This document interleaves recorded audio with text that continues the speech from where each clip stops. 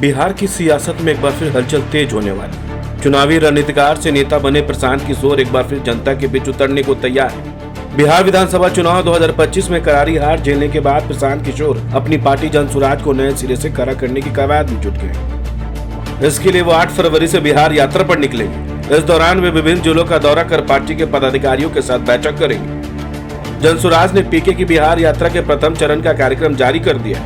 इसकी शुरुआत पश्चिम चंपारण जिले से होगी।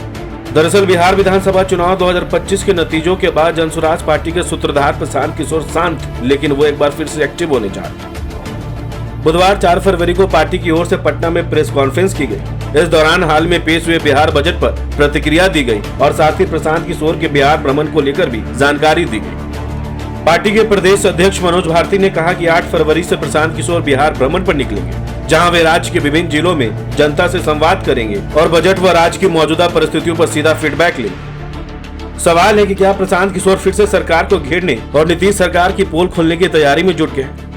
दरअसल बिहार की सियासत में मुख्यमंत्री नीतीश कुमार और आरजेडी प्रमुख लालू यादव का विकल्प बनने का प्रशांत किशोर का ख्वाब धरा रह गया। विधानसभा चुनाव में जनसुराज पार्टी का खाता तक नहीं खुल सका। इतना ही नहीं, जनसुराज के 2 उम्मीदवारों को छोड़कर सभी की जमानत जब्त हो गई। ऐसे में जनसुराज के कई नेताओं का मोहभंग हो गया और उन्होंने पार्टी को अलविदा कह दिया। ऐसे में बिखरते सियासी कुनबा के बीच प्रशांत किशोर फिर से बिहार की जमीन पर उतरने जा रहे। जनसुराज के संस्थापक प्रशांत किशोर 8 फरवरी से बिहार की यात्रा शुरू कर रहे। उनकी यह यात्रा चंपारण से शुरू होगी और 13 फरवरी को वैशाली में खत्म होगी। प्रशांत किशोर के पहले चरण की यात्रा 6 दिनों की होगी, जिसमें आधा दर्जन जिलों का दौरा करके सियासी था लेंगे। ऐसे में सवाल उठता है कि क्या पीके जनसुराज के कुनबे को बचाने निकल रहे या फिर दोबारा से पार्टी को खड़े करने की स्ट्रैटेजी।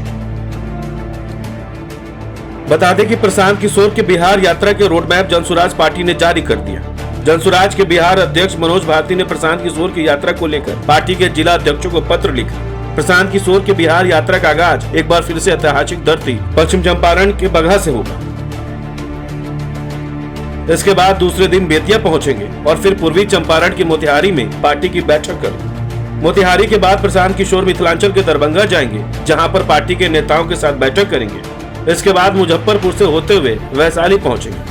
वैशाली में पीके की यात्रा का पहला चरण का समापन होगा। इस तरह से 6 दिनों में प्रशांत किशोर बिहार के 6 जिलों में पार्टी संगठन को लेकर मंथन करेंगे। दरअसल प्रशांत किशोर की 8 फरवरी से शुरू होने वाली बिहार यात्रा न केवल उनकी पार्टी का वजूद बचाने की कोशिश, बल्कि 2025 की गलतियों को सुधार कर नए संगठन के ढांचे के निर्माण की एक बड़ी कवायद भी। पार्टी की ओर से जारी आधिकारिक पत्र के अनुसार जिस भी जिले में प्रशांत किशोर बैठक करेंगे, वहां जनसुराज के वरिष्ठ नेताओं के साथ बिहार के विभिन्न जिलों का भ्रमण भी करेंगे।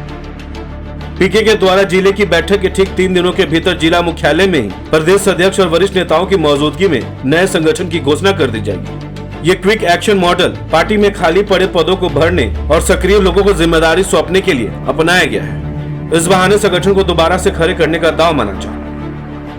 आपको बता दें कि बिहार विधानसभा चुनाव के बाद जनसुराज के प्रमुख चेहरों में से एक भोजपुरी गायक रितेश पांडे ने पार्टी छोड़ दी। वहीं मनीष कश्यप फिर से यूट्यूबर बन गए। इसके अलावा पूर्व केंद्रीय मंत्री आरसीपी सिंह कभी मुख्यमंत्री नीतीश कुमार की तारीफ करके घर वापसी करने के संकेत दे रहे। इस तरह से बदलते सियासी माहौल में बिखरते हुए सियासी कुनबे को बचाए रखने के लिए खुद प्रशांत किशोर अब व्यक्तिगत रूप से जिला इकाइयों से संवाद करने की प्लानिंग कर रहे हैं। गौरतलब हो कि बिहार विधानसभा चुनाव 2025 के नतीजों ने साफ कर दिया कि केवल भीड़ जुटाने और प्रचार से वोट नहीं मिलते। ऐसे में पीके नई यात्रा के जरिए अपनी कमियों को जमीनी स्तर पर जाकर समझने की रणनीति बनाई। दरअसल जनसुराज अभी भी एक अभियान जैसा अधिक और पार्टी जैसा कम दिखता है। ऐसे में दोबारा यात्रा के माध्यम से वह ब्लॉक और पंचायत स्तर पर कार्यकर्ताओं की एक फौज तैयार करना चाहते हैं। वहीं विपक्ष की खाली जगह को भरने का दांव माना जा रहा है। बिहार में नीतीश कुमार की राजनीति का सूर्यास्त करीब माना जा रहा है और तेजस्वी यादव की अपनी सीमाएं।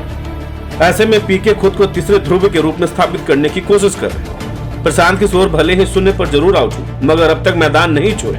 अब जनसुराज में बड़ी सर्जरी के लिए पीके एक बार फिर से मैदान में उतर गए। हालांकि सवाल अब भी कायम है, क्या पीके का वैकल्पिक मॉडल बिहार की राजनीति में नई लकीर खींच पाएगा? इस खबर को लेकर आपकी क्या राय है, हमें कमेंट्स में जरूर बताएं। बहुत बहुत शुक्रिया।